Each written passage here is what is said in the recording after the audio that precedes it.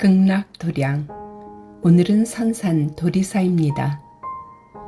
낙동강 구미보를 지나 태조산 초입에 이르면 큰 일주문이 나옵니다. 일주문에는 해동 최초 가람 성지 태조산 도리사라고 되어 있습니다. 신라가 불교를 공인하기 이전인 눌지왕 때 고구려에서 신라로 불법을 전한 아도화상이 창건한 도량이기 때문입니다. 일주문에서 약 5km 정도 태조산 중턱까지 오르면 도리사가 나옵니다. 도리사는 아도화상이 창건한 도량입니다. 아도화상은 고구려에서 신라로 넘어와 고난에 찬 전법의 일생을 사셨습니다. 삼국유사 아도화상 전에는 아도화상의 삶을 아도가 신라 불교의 기초를 닦았다는 제목으로 소개하고 있습니다. 후대의 경주 흑륜사에서 신라 불교를 빛낸 10분의 성인을 모셨다고 하는데 그 첫 인물이 바로 아도화상입니다.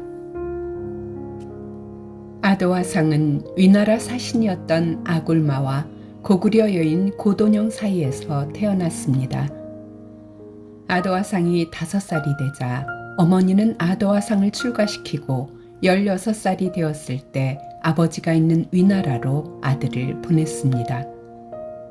아굴마는 아들 아도를 현창화상의 문화에서 불법을 배우게 했고 3년간 공부한 후 19살이 되어 어머니가 있는 고구려로 돌아왔습니다. 예지력이 있던 어머니 고돈영은 고구려로 돌아온 아들에게 말했습니다. 신라 땅에는 청경림을 비롯하여 7곳의 과거불의 가람터가 있다. 신라는 부처님과 깊은 인연이 있는 땅으로 앞으로 불법이 깊게 전해질 곳이다. 신라로 가서 불법을 전하도록 하거라. 아도화상은 어머니 말씀을 따라 고구려에서 신라로 내려왔습니다. 그러나 신라는 전통적인 재래신앙이 강해서 불교를 쉽게 전법할 수가 없었습니다. 그래서 아도화상은 경주에서 멀리 떨어진 선산 모래장자의 집에 숨어 지내며 민중들에게 불법을 가르치며 때를 기다렸습니다. 드디어 때가 왔습니다. 중국에서 향을 보내왔는데 신라 조정에는 아무도 그 용도를 아는 사람이 없었습니다. 이 소문을 들은 아도화상은 신라 수도 서라벌로 가서 왕에게 이렇게 말했습니다. 이것은 향이라는 물건으로 태우면 그윽한 냄새가 납니다. 만약 향을 태우며 정성이 신성한 곳까지 이르도록 간곡히 기도하면 무슨 소원이든지 영험이 있을 것입니다. 그 후 신라 공주가 병이 위독하여 백방으로 약을 쓰고 의원을 불렀지만 효험이 없었습니다. 아도화상은 공주가 있는 방에 들어가 향을 피우고 불공을 드렸는데 그윽한 향기가 차츰 퍼져 방 안에 가득하고 아도화상의 기도가 끝나자 공주의 병이 나았습니다. 눌지왕은 크게 기뻐하며 아도화상에게 소원을 물었습니다. 아도화상은 청경림에 절을 세워 불교를 널리 펴고 국가의 복을 비는 것을 바랄 뿐이라고 대답했습니다. 왕은 즉시 이를 허락하여 불사를 시작했습니다. 그러나 눌지왕이 세상을 떠나고 새 임금이 등극하자 신라는 하루아침에 불교를 핍박하고 아도화상을 해치려 했습니다. 그러자 아도화상은 다시 선산의 모래장자의 집으로 돌아왔고 핍박을 피하기 위해 머슴이 되어 낮에는 소와 양을 길렀다고 합니다. 그렇게 5년이 흐른 뒤 아도화상은 행선지도 밝히지 않은 채 훌쩍 그곳을 떠나버렸습니다. 모래장자가 가는 길을 물으니 나를 만나려거든 얼마 후 직순이 내려올 것이니 그 직순을 따라오시오 라는 말을 남겼습니다. 그해 겨울 기이하게도 정월 엄동설 안에 모래장자 집 문턱으로 직순이 들어왔습니다. 모래장자는 그 줄기를 따라갔습니다. 그곳에 아도화상이 자선하고 있었습니다. 지금도 남아있는 도리사 아도화상 좌선대입니다. 모래장자를 보고 아도화상은 이렇게 말했습니다. 잘 오셨소, 모래장자.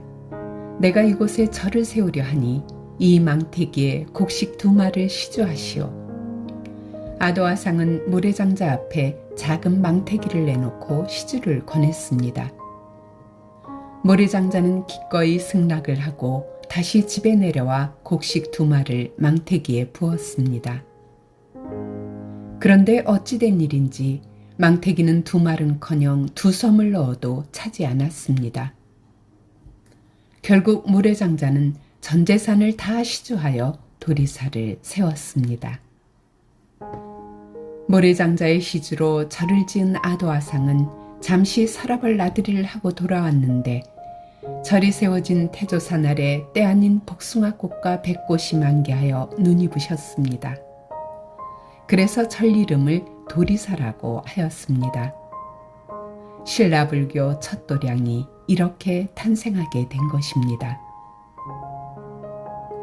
법흥왕 때 2차돈의 순교로 불교가 공인되기 100년 전에 완고한 신라로 와서 고난 속에 불법을 전한 아도화상의 전설이 전하는 도리사입니다.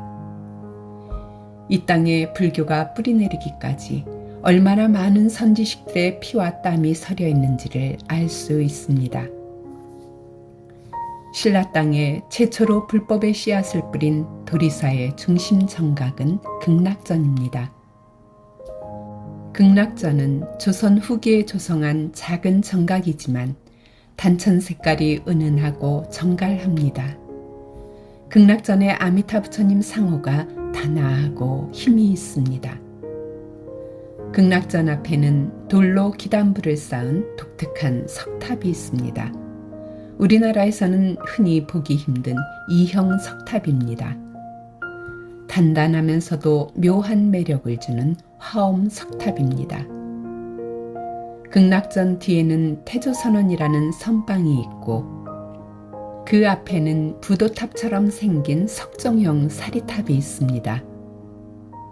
태조선원은 성철 스님이 출가하기 전에 1년간 참선 수행을 하고 문경 봉암사 결사 전에도 도반들과 함께 성수행을 했던 곳으로 성철 스님과 인연 있는 유명한 선방입니다.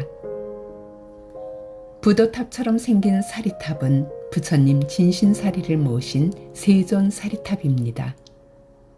1977년 세존사리탑 해체 공사할 때 8세기경 통일신라 시대에 조성된 금동 육각사리안과 함께 그 속에 영롱한 사리 일구가 발견되었습니다. 우리나라에서 발굴된 사리 중에서 가장 영롱하고 큰 사리라고 합니다. 국보로 지정된 금동 육각사리함은 직지사 성보박물관에 보관되어 있습니다. 사리함에 있던 크고 영롱한 진신사리는 도리사 가장 높은 곳인 정멸보궁 진신사리탑에 봉안되어 있습니다. 정멸보궁에서 바라본 태조산 산세가 웅장합니다. 꽤나 높은 곳에 도리사가 위치하고 있음을 알 수 있습니다. 고구려에서 신라로 온 아도화상이 깊은 태조산 도리사에 응거하며 불법을 전하기 위해 얼마나 고난 속에서도 노력했는지를 느낄 수 있습니다. 2000년이 지나 오늘날까지 우리가 대승불교를 신앙하고 공부할 수 있는 바탕에는 아도화상과 같은 보살들이 고난 속에서도 전법을 향한 신념과 열정으로 불법을 전했기 때문에 가능한 것입니다.